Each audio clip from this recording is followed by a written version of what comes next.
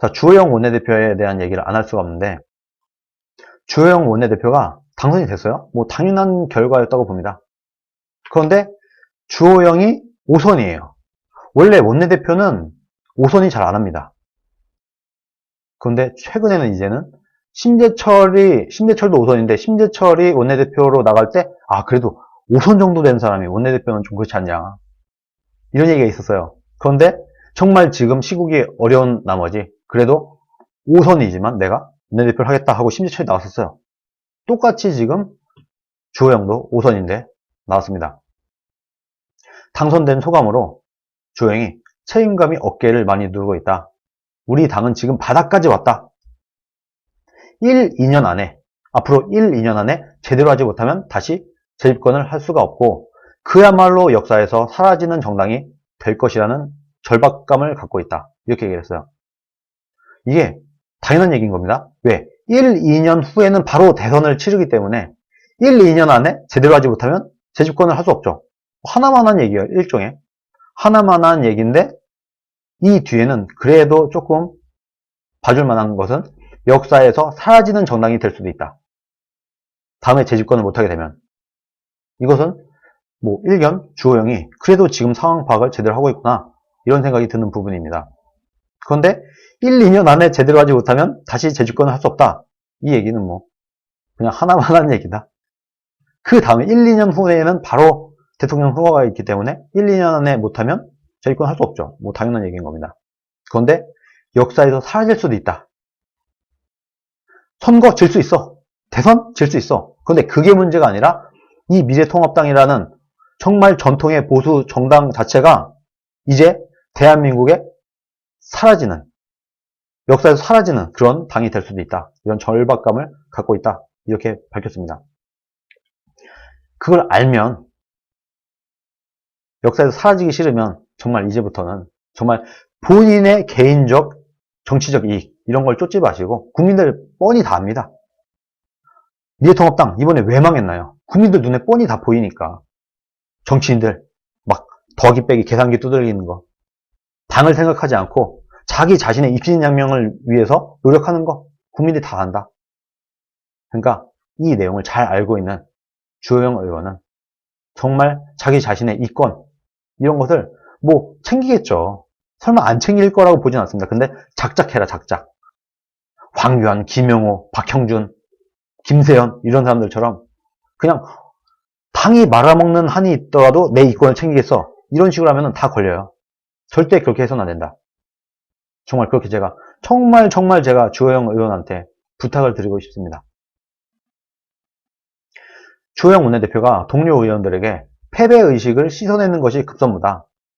제가 앞에 말했죠. 패배의식 가질 필요 없어. 다음 대선 충분히 이길 수 있어. 다음 대선을 우리가 해볼만 하다는 근거는 뭐 여기저기 널려 있습니다. 제가 예전에도 한번 말씀을 드렸는데, 이제는 민주당이 180석이에요. 못해도 야당 핑계 못 대, 이제는. 그런데 2년 후에 우리나라 경제를 살릴 방법이 없어요. 우리나라가 좋아질 방법이 전혀 없어. 2년 후에 우리나라는 거의 뭐 누가 봐도 야, 이러다 우리나라 망하겠다 할 정도로 폭망을 할 것이고, 민주당도 분열을 할 것이고, 개판 5분전 될 겁니다. 이때 정말 미래통합당이 뭐 잘하기를 바라지도 않아요. 잘해야 되겠지만 그냥 기본만 하면 자기네들끼리 또 권력 투쟁하다가 또 이권 나눠먹기 막장욱전, 이딴 막장짓만 안 하면 충분히 이길 수 있습니다. 막 찢어먹지 않고 보수 후보가, 우파 후보가 막 두세 명씩 나와서 난립해갖고 찢어먹거나, 자기네들끼리 열심히 권력 투쟁하다가 또 갈라지거나 이런 짓만 안 하면 충분히 이길 수 있다. 그런데 이게 쉽지 않아 보여요. 그게 가장 큰 문제예요. 우파끼리 싸우다가 또 지지매를 할 가능성이 다음 대선에도 있습니다. 이것을 우리가 어떻게든 막아야 된다. 이것만 막으면 다음 대선 진짜 진심으로 해볼 만하다. 저는 그렇게 봅니다. 율TV님, 중도는 유니콘 같은 존재죠. 얻으면 하늘을 날 수 있지만 존재 안 하니 문제. 네, 맞습니다.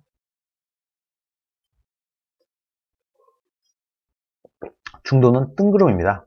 우리가 잘하면 중도는 따라옵니다. 패배의식을 씻어내자. 어려울 때일수록 기본으로 돌아가자. 그리고 밑바닥부터 다시 시작하면 우리가 못할 게 없다. 이렇게 얘기를 했어요. 또 여러 차례 상대 당과의 협상 당사자로 나섰던 경험을 나의 장점으로 거론을 하면서 조용히 이렇게 얘기를 한 거예요. 저는 18대 국회에서 개원 협상을 주도적으로 했었고 100여 차례가 넘는 세월호법 협상, 공무원 연금 개혁 협상 이런 거를 성공적으로 이끌어낸 많은 경험과 노하우가 있다. 거기다가 5선이에요. 정말 정치는 무진장 잘하는 겁니다. 거기다가 정말 공천만 받으면 무조건 당선되는 그 지역에서 지금 5선을 하고 있어요. 물론 한 번 공천을 못 받아갖고 무소속으로 나가서 당선된 적도 있지만 어쨌든 간에 아주 텃밭에서만 TK 지역에서만 5선을 했습니다. 근데 여러분 TK에서 공천을 막 4번 이렇게 받는 것도 정말 쉬운 일이 아닙니다. 딴 건 모르겠으되 정치는 정말 잘해야 돼요. 내부 정치, 당내에서 공천을 받기 위한 엄청난 암약과 노력 이런 것들이 필요하거든요. 이것은 정말 잘하는 거다. TK 지역에서 5선을 했다. TK 지역에서 4번이나 공천을 받았다. 이거는요, 어쨌든 간에 이 좀 나쁘게 말하면 정치질.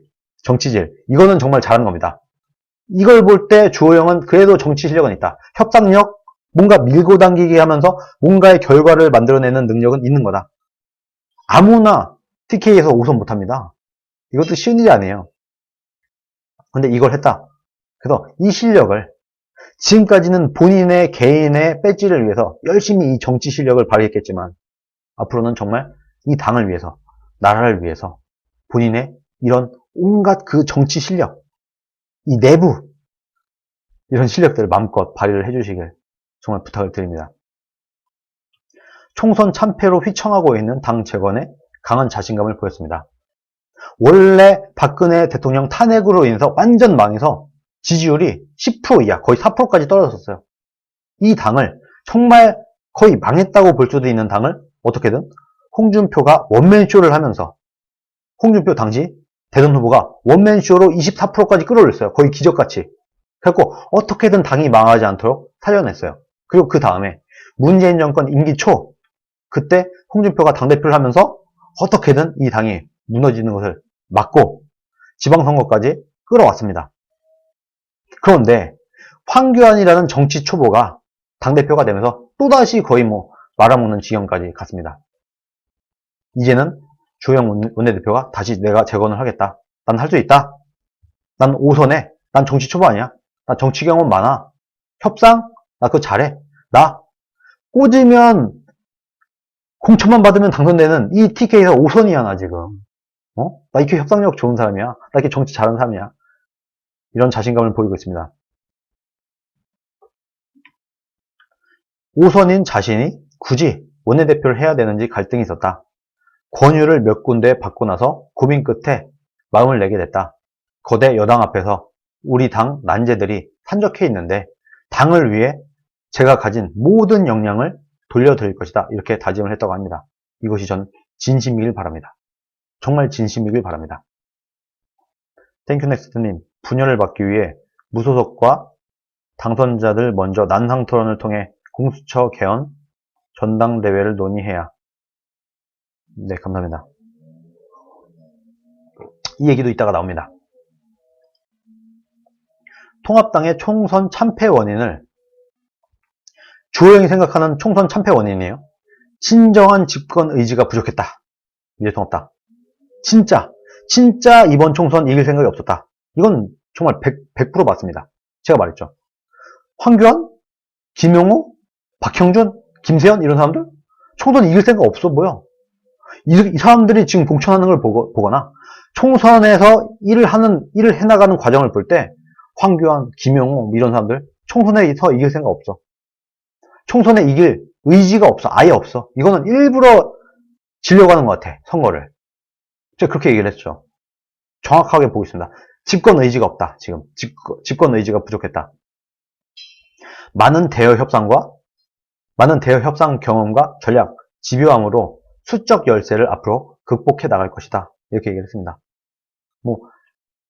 정말 공천만 받으면 당선되는 그 지역에서 열심히 지금까지 5선을 한 그 능력을 발휘를 해갖고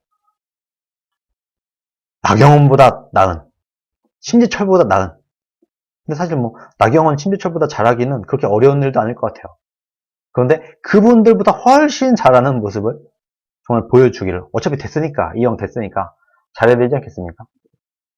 저도 뭐 기대 반 걱정 반이긴 한데, 기대도 좀 이제는 기대도 좀 하면서 격려도 좀 보내면서 잘하면 잘했다 칭찬도 좀 하고, 못할 때는 가감없이 비판을 하는 그런 방송을 제가 지금부터 하도록 하겠습니다. 지금까지는 주호영에 대한 얘기를 할 필요가 없었어요. 그냥 뭐 수많은 국회의원 중에 하나였으니까. 근데 이제는 원내대표가 됐습니다. 원래요, 여러분, 원내대표, 당대표 이런 자리, 대통령 이런 사람들은요, 못하면 욕먹고 잘하면 칭찬 듣고 그런 자리예요. 근데 나경원은 뭐 제가 칭찬도 할 때도 있고 못할 때는 비판도 했고 이랬는데, 제가 황교안은 비판을 거의 많이 했어요. 왜? 잘한 게 없어. 잘한 게.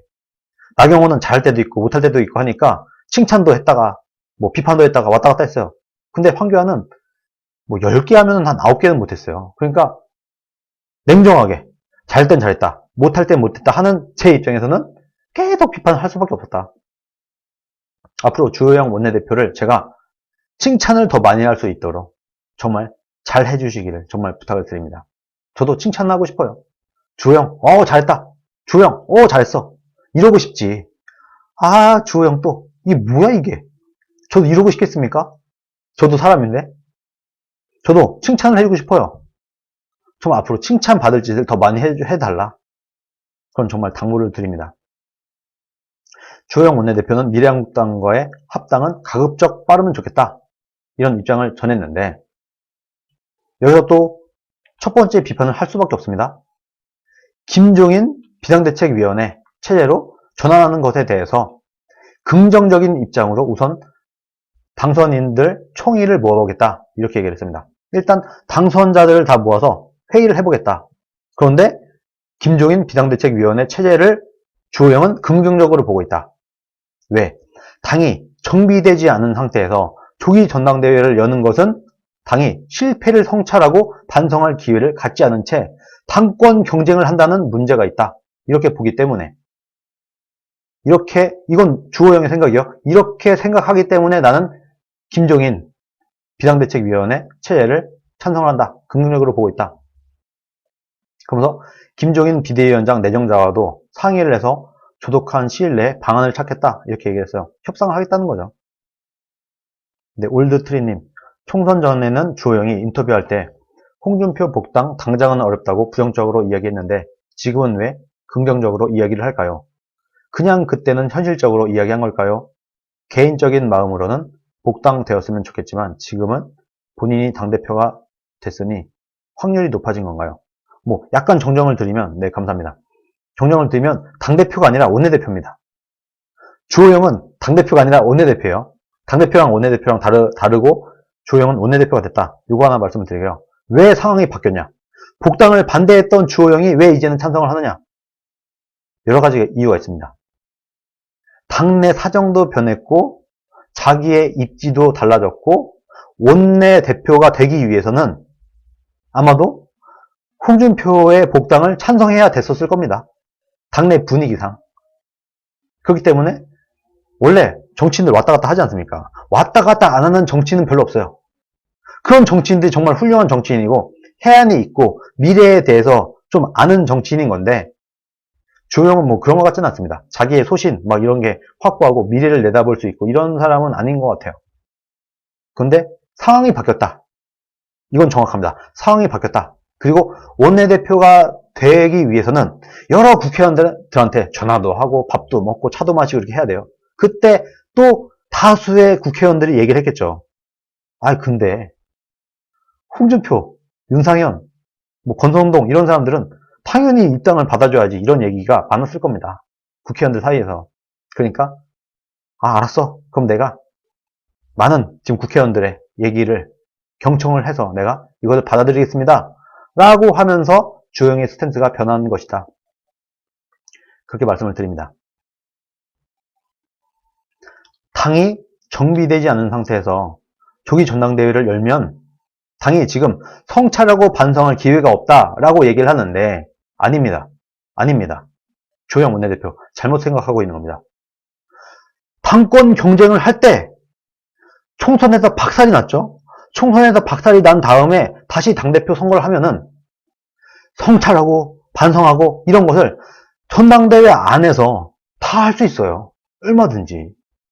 당대표로 나오는 사람이 야 이번에 국민 여러분 이번에 우리가 이렇게 해서 졌습니다. 정말 사과드립니다. 아니 당대표를 하겠다는 사람이 이런 얘기를 하면 돼요. 오히려 전당대회 안에서 성찰하고 반성할 기회를 찾으면 된다. 충분히 가능하다. 아니 김종인이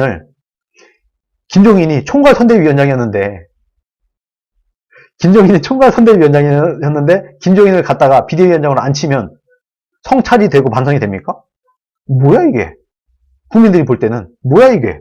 아니 총괄선대위원장이었던 사람을 비대위원장으로 앉히는 게 이게 반성이고 성찰입니까? 실패를 반성하는 거예요 이게? 국민들이 볼 때 그렇게 보이겠어요? 우리가 잘 생각해봐야 되는 게 내 시각으로 보면 안 됩니다. 정치는요 전 국민을 상대로 해야 되는 거예요. 국회의원들의 눈, 우파들의 눈 필요 없습니다. 말하자면 진짜 정치는 국민들 눈을 봐야 돼요. 국민들이 볼 때 어떻게 보이겠는가 요거를 정확히 짚어야 되는 게 포인트예요. 상식적으로 생각을 해보세요. 내가 일반 국민이야. 나 정치에 별로 관심 없어. 그런데 총괄선대위원장을 했던 사람이 완전히 박살난 총선인데 그 사람이 비상대책위원장으로 왔다. 이 프레임만 보세요. 국민들이 어떻게 받아들이겠는가. 그것도 다음에 대권 후보를 정할 수도 있는 권한이 있는 그런 비대위원장으로 온다. 야 이거 뭐야 이거 이 당. 이러지 않겠습니까? 상식적으로 생각을 해보라는 거예요. 자꾸 내 기준에서 보지 말고 제3자의 입장에서 정치에 별로 관심 없는 사람이 어떻게 볼 것인가 요거를 보라니까요. 정말 어처구니 없습니다. 주호영 이렇게 하면 안 됩니다. 심지어는 여론조사 결과도 하지 말래요. 여러분 보세요. 미래통합당의 향후 체제 보세요. 쿠키뉴스 조원 CNI 공동조사 5월 7일 발표한 겁니다. 미래통합당 앞으로 체제를 어떻게 가져가야 되느냐 국민들의 민심입니다. 8월에 조기 전대해. 너네 자꾸 이렇게 시끄럽게 굴지 말고 당원 당규에 맞게끔 너네 법치를 지킨다며 헌법소 의지는 당이라며 8월에 조기 전대해. 니네가 원래 말한 거 지켜. 약속 지켜. 8월에 조기 전대하고 정말 당 지도부를 탄탄하게 해서 제대로 된 당으로 다시 꾸려가라. 42.3% 압도적이죠. 내년 3월까지 김종인 비대위 체제 19%. 어떻습니까? 더블 스코어가 넘게 차이나요? 근데 정말 가슴 아프게도 잘 모르겠다. 니네 맘대로 해라. 40% 가까이 됩니다. 38.7% 잘 모르겠다. 관심 없다. 미래통합당에 나 관심 없어. 38.7%. 그런데 정말 천만다행스럽게도 8월에 조기전대해라 라는 게 오차범위 밖에서 잘 모름을 이깁니다. 국민들의 민심이 이래요. 이것도 이미 나왔어. 국민들의 민심이 이렇대. 그런데 이 42.3%의 국민들의 민심을 저버리고 또 김종인 비대위 체제를 고집할 겁니까? 주호영 원내대표님 정신 차리셔야 됩니다. 정신 차리셔야 됩니다. 국민과 싸우는 정치가 가장 하수의 정치다. 국민과 싸우지 마시라. 국민들 민심이 나왔다 이미. 그러면은 이것을 뒤집을 만한 뭔가 명분을 가져오든가. 이번에 왜 선거 폭망이냐? 아무런 명분도 없이 중진들 컷오프하고 아무런 명분도 없이 중진들을 조리돌림하고 자기 지역구를 옮기게 하고 뭐 퓨처메이커니 하면서 젊은 사람들을 엉뚱한 데다 갖다 꽂고 다 떨었어요? 퓨처메이커? 미래를 만든다며. 퓨처메이커 하다며. 미래를 만든다며. 퓨처메이커. 근데 미래를 다 밟아버렸어요. 퓨처 브레이커가 돼버렸어요. 퓨처 메이커가 아니라 퓨처 브레이커가 돼버렸어요. 이 짓을 했기 때문에 망한 거다. 국민들의 민심을 무시하는, 국민들을 무시하는 정치를 했다. 지금 국민들의 민심을 또 갈아엎으려면 42점 몇 프로가 되는 이 민심을 거스르고 김종인을 세우려면 그만한 뭔가 명분을 가져와라. 있겠습니까? 일반 국민들이 볼 때 납득할 수 있겠어요? 땡큐넥스트님, 주호영이 총선 끝나자 무소속 복당을 반대한 건 권선동 의원이 원내대표 되는 걸 견제한 겁니다. 이제 주호영이 원내대표 되었으니 김종인을 데리고 오려는 주호영은 무소속 복당이 진심이 아닐 수도 있어요. 왜? 김종인이 오면 원내대표 겸 당대표 권한대행을 1년까지 할 수 있으니. 네, 감사합니다. 땡큐넥스트님이 이렇게 생각하신다고 합니다.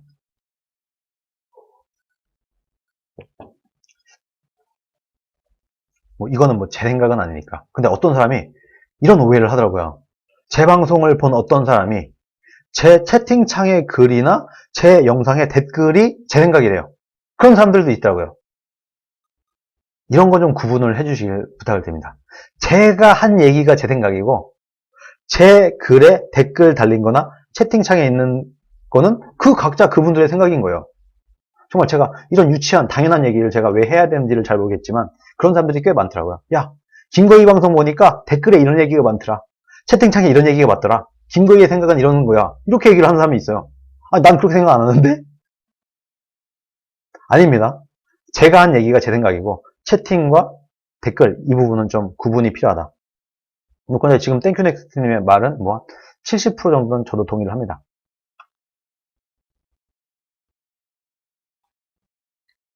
그러면서 주호영 원내대표가 우리가 야당으로서 여당을 강하게 견제하는 것과 막말의 경제가 애매하다. 각자가 상황마다 유의해서 해야겠지만 이것이 정말 막말 프레임으로 여당에 대한 비판이 무력화되고 입막음하는 일도 경계해야 된다. 이렇게 얘기를 했어요. 막말? 황교안과는 좀 다른 모습이에요. 저는 이 얘기를 딱 듣고 그래도 주호영이 황교안이나 김종인보단 낫겠구나. 이렇게 생각을 했어요. 김종인, 황교안 이런 사람들 무슨 말만 하면 좌파 언론들이나 민주당에서 막말이라고 얘기만 꺼내면 그냥 바닥 돌아가고 이렇게 얘기를 하는데 그래도 주호영은 아니다. 막말의 경제가 애매모호하다. 정말 이게 막말인지 아닌지를 우리가 면밀히 따져보고 진짜 이거는 정말 국회의원이 해서는 안 될 막말이야 하면은 징계위원회를 열든 윤리위원회를 열어서 징계를 하든 뭐라든 해야 되겠지만 우리가 잘 살펴봐야 된다.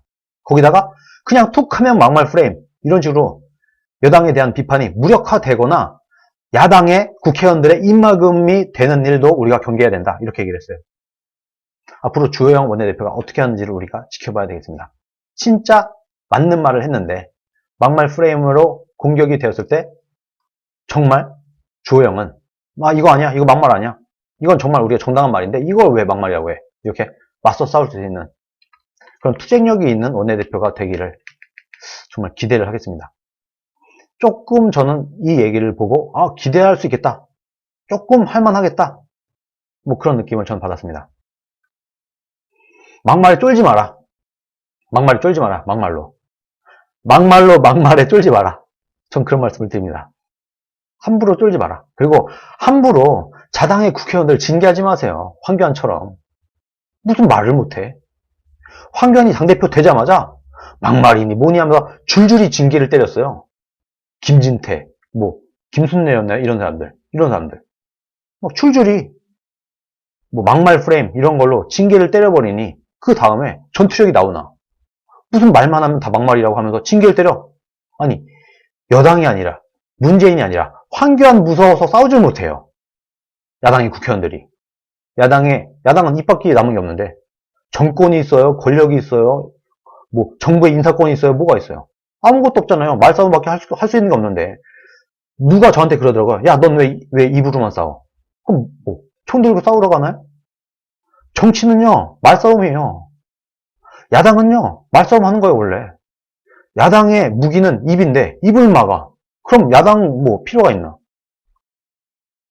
부디 우선 중진 주호영 원내대표는 이 속성을 잘 이해하고 있기를 바라면서 정말 막말 프레임에 갇히는 이런 한심한 짓을 하지 않기를 정말 제가 부탁을 드립니다.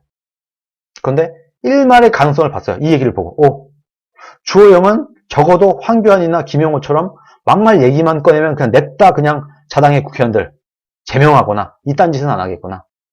이 정도의 생각은 저는 했습니다. 정말 잘하길 조금은 기대를 합니다. 땡큐넥스트님, 주호영이 김종인을 데리고 오면 본인의 권력을 위해 미통당을 희생시키고 개헌에 동의할 겁니다. 네, 맞습니다. 이거는 저도 100% 동의를 합니다. 근데 김종인을 데리고 올 수 있을까요? 주호영 입장에서 우리가 생각을 해보세요. 여러분이 주호영 같으면 김종인을 데리고 오면서 김종인한테 다음 대권 주자를 선택할 수 있는 권한을 주겠습니까? 쉽지 않을걸요. 저는 쉽지 않다고 봅니다. 그런데 김종인 입장에서 보면은 그 정도 아니면 올 필요가 있을까요? 들러리 서려고 올까요? 누구처럼 국회의원들의 들러리를 서기 위해서 올 사람은 아니다. 제가 볼 때 김종인은. 그런데 이런 건 있을 수 있어요. 김종인은 워낙에 치밀하고 기회주의적인 성격이 강한 사람이다 보니까 김종인은 야, 내가 일단은 비대위원장직을 적당한 명분으로 수락을 해. 그리고 나서 힘을 갖고 나서 내가 뭔가 좀 다시 상을 만들어보자 하는 얄팍한 수는 쓸 수 있습니다. 이것도 주호영은 생각을 해야 될 거예요. 그런데 주호영도 만만한 사람이 아닙니다. 여러분, 김종인한테 잡아먹힐 사람은 아니에요. 황교안은 잡아먹히죠. 황교안은 정치 초보다 보니까 유승민한테 잡아먹혔고 김용호한테 잡아먹혔고 김종인한테 잡아먹혔어요. 황교안 정치 초보니까 이리저리 막 조리돌림 당했어요. 당대표임에도 불구하고. 근데 주호영은 그럴 사람은 아닙니다. 아무것도 못하고 정말 노련한 사람이에요. 주호영 무시하면 안 됩니다. 다른 건 다 필요 없고 TK에서 5선했다. 이거 하나만 봐도 솔직히 만만한 사람은 아니에요. 정말 뭐 어떤 의미든 대단한 사람인 겁니다. 아무나 TK에서 그렇게 공천 많이 못 받아요. 이런 정치적인 능력을 당을 위해서 쓴다고 하면 충분히 주호영은 역할을 할 수 있다. 능력은 충분하다. 주호영의 능력은 충분하다. 단 정말 당을 위하고 국가를 위할 것인가가 의문이에요. 사실. 황교안은요. 정말 본인이 당을 위해서 노력을 하려고 해도 능력이 부족해요. 그래서 안 돼요. 정치 초보다니까. 그런데 주호영은 능력은 있다. 주호영은 능력은 충분하다. 그런데 그 사람의 진심을 모르겠다. 일단은 저는 그렇게 보고 있습니다. 그 사람 진심은 모르겠어. 그런데 능력은 있다. 주호영 원내대표는 토론 과정에서 무소속 당선인들의 복당 문제에 대한 견해도 드러냈습니다. 복당 문제예요, 이제. 주호영이 이렇게 얘기했어요. 저도 공천을 못 받아서 무소속으로 당선돼서 상당 기간 당 밖에 있다가 돌아온 경험이 있습니다. 그러면서 이번에 통합당을 탈당해서 무소속으로 당선된 분들이 5명, 5선 1명, 4선 3명, 이렇게 해서 4명인데 다 우리 당 잔뼈가 굵은 사람들이다. 다들 중진들이다. 5선 1명, 4선 3명. 복당이 바람직하다. 이렇게 얘기를 했습니다. 제가 주호영이 복당 반대를 했을 때 이 얘기를 했었죠. 아니, 당신도, 주호영 본인도 무소속으로 나가서 당선돼서 돌아온 적이 있지 않냐. 근데 무슨 명분으로? 딴 사람은 복당을 반대해도 주호영은 그러면 안 되지. 제가 그렇게 얘기를 했었잖아요. 그 얘기를 하고 있습니다. 이제는. 참. 아이고, 뭐. 예전엔, 그럼 당신 예전엔 왜 반대했어? 이렇게 물어보진 않겠습니다. 궁금하긴 하죠. 뭐라고 말할지. 주영이, 야, 불과 며칠 전까지 왜 이렇게 반대했어? 이게 국민들이 궁금은 한데 질문을 하지 않겠습니다. 어쨌든 지금은 상황이 바뀐 것 같네요.